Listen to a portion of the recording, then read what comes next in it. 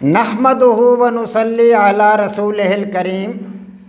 عزیزان محترم، میں Muhammad Aslam Dode, chairman liberal party Pakistan آپ سے مخاطب ہوں، اور آپ دیکھ رہے ہیں liberal party Pakistan YouTube channel.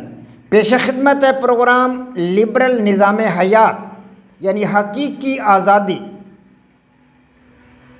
مفروضہ number 12، قدیم خیالات اور نظریات کو زندہ رکھنا آزادی ہے۔ یہ ہمارا آج کا موضوع ہے، اور آج جو عنوان ہے وہ یہ ہے کہ اس مفروضہ پر ہم نے جو تجربات کیے ہیں ان کا نتیجہ آج ہم نے اخذ کرنا ہے۔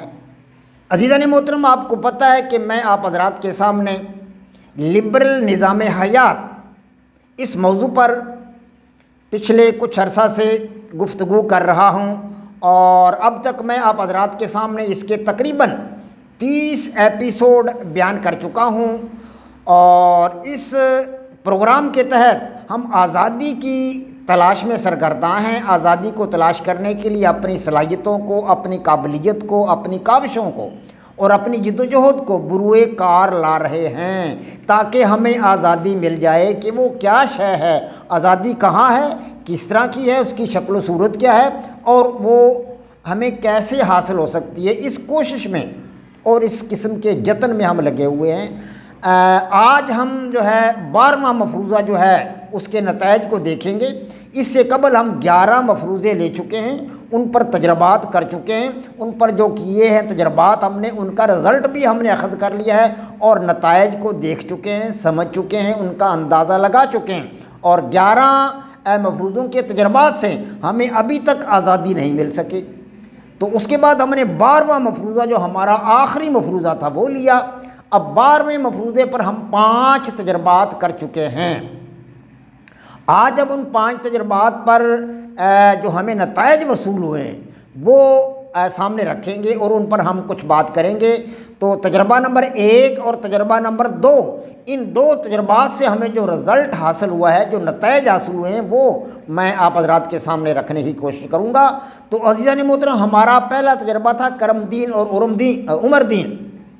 کرم دین اور عمر دین یہ 2 کسان تھے جو کاشتکاری کرتے تھے۔ تو کرم دین کے خیالات پرانے اور سوچ دقیانوسی تھی، اور اس نے قدیم طریقہ کاشت سے اپنی فصل بوئی، اور اسی طریقہ سے اسے کاٹا اور اسے گہا، اس کی گہائی بھی اسی طریقہ سے کی، قدیم طریقہ کار سے، کیونکہ وہ قدیم طریقہ کار کا حامی تھا۔ اور ہمارا جو ہے ایپیسوڈ بھی یہی ہے کہ قدیم خیالات اور نظریات کو زندہ رکھنا آزادی ہے۔ بعض لوگ یہ سمجھتے ہیں کہ قدیم جو نظریات ہیں، جو قدیم خیالات ہیں، اصل میں کامیابی وہی ہے اور آزادی وہی ہے، اس کو وہ آزادی سمجھتے ہیں، اور کامیابی کی وہ اسے کلید سمجھتے ہیں۔ وہ سمجھتے ہیں کہ یہ تو کامیابی کی بڑی کنجی ہے۔ تو اسی طرح کرم دین اسی قسم کے خیالات کا عمل تھا، اور اس نے پرانے طریقے سے اپنی فصل کاشت کی، اور بوئی بھی اسی طریقہ سے، اور گہائی بھی اس کی اسی طریقہ سے کی۔ نتیجتاً اس کی فصل عمر دین کے مقابلہ میں صرف 1/3 ہوئی، یعنی 1/3، اور وہ ترقی کی دوڑ میں جدید رویوں کو اپنانے والے عمر دین سے بہت پیچھے رہ گیا۔ کیا کرم دین آزاد تھا؟ کیوں جی، میں آپ سے سوال کرتا ہوں کہ کیا کرم دین آزاد تھا؟ ہرگز نہیں، وہ ہرگز آزاد نہیں تھا، اس لیے کہ جو شخص فائدہ کے مقابلہ میں نقصان کو ترجیح دے، بلا شبہ وہ کسی افریت یا قدیم رویہ کا غلام ہوتا ہے۔ جی ہاں، کرم دین قدیم اور دقیانوسی خیالات، نظریات اور رجحانات کا غلام تھا۔ جی ہاں، کرم دین قدیم خیالات کا اور قدیم اور دقیانوسی خیالات اور نظریات کا اور رجحانات کا غلام تھا۔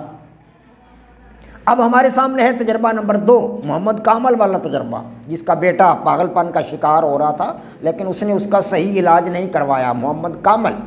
تو عزیزان محترم، محمد کامل نے پاگل پن کا شکار اپنے بیٹے کا علاج میڈیکل کی تعلیم کی اعلیٰ ڈگریاں رکھنے والے ڈاکٹروں کی بجائے غیر مستند اور جاہل حکیموں اور تعویذ گنڈا کرنے والوں سے کرایا۔ آپ کو پتہ ہے، ہم نے وہ تجربہ کیا تھا محمد کامل کا، آپ کو یاد ہوگا۔ تو اس نے جہل حکیموں اور تعویذ گنڈا کرانے والوں سے اپنے بیٹے کا علاج کروایا۔ نتیجتاً اس کا بیٹا ہمیشہ کے لیے پاگل ہو گیا، ہمیشہ کے لیے پاگل ہو گیا۔ کپڑے اتار کر ننگ دڑنگ گھر سے نکل گیا، اور پھر کبھی گھر نہ آیا، گلیوں میں مارا پھرتا رہا، واپس کبھی گھر نہ آیا۔ بیٹے کے غم میں رو رو کر ہلاک ہو جانے والی بیوی کی موت کو اور نہ تھمنے والے اپنے آنسوؤں کو اس نے یعنی محمد کابل نے تقدیر کا لکھا سمجھ کر قبول کر لیا۔ لیکن اہل علم ڈاکٹروں سے علاج معالجے میں مدد لینے کو اپنی انا کی توہین سمجھتا رہا کہ یہ میری توہین ہے، ڈاکٹروں سے میں علاج کیوں کراؤں۔ وہ قدیم خیالات کا حامی تھا، قدیم خیالات نظریات کو آزادی سمجھتا تھا۔ تو بلا شبہ محمد کامل آزاد نہ تھا، وہ آزاد ہرگز نہ تھا، بلکہ اپنے قدیم رویوں اور دقیانوسی خیالات کا غلام تھا۔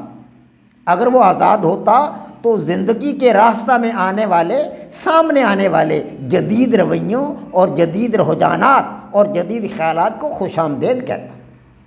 بلا شبہ وما علینا الا البلاغ۔ پاک فوج زندہ باد، پاکستان پائندہ باد۔